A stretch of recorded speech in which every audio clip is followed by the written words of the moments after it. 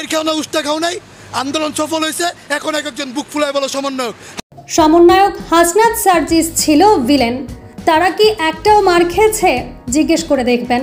আন্দোলন করেছে দেশের সবাই, আর নায়ক হয়ে গেছে সমন্বয়করা। তারা একটাও মার খায়নি, এখন বুক ফুলিয়ে বলতেছে আমরা সমন্বয়ক। এবার সমন্বয়ক সার্জিস ও হাসনাতকে চরম অপমান করলো এক প্রবাসী যুবক। কোটা আন্দোলনের পর থেকে সারা দেশে আলাদাভাবে গ্রহণযোগ্যতা পেয়েছে সমন্বয়করা। বর্তমানে সমন্বয়ক হাসনাত সার্জিস দেশের বিভিন্ন ইস্যু নিয়ে কাজ করছে। এতদিন সবাই তাদের পক্ষে থাকলেও এবার মুখ খুলতে শুরু করেছে সাধারণ মানুষজন। আজ সমন্বয়কদের কঠিন সমালোচনা করেন এক প্রবাসী যুবক।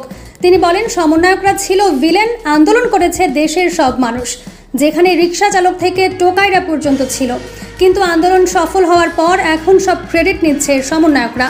অথচ আন্দোলনের সময় কষ্ট করেছিল নাহিদ আসিফরা, এখন হিরো বনে গেছে হাসনাত সার্জিসরা।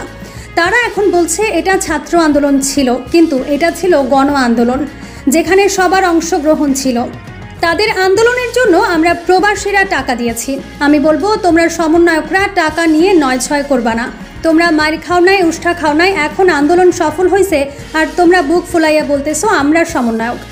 সমন্বয়কদের মাইনাস করে তোমরা 6-7 জন থাকবা, পকেট ভরবা, সুযোগ হবে, নির্বাচন হবে, তোমরা দেশ ছেড়ে ভাগবা হাসিনার মতো।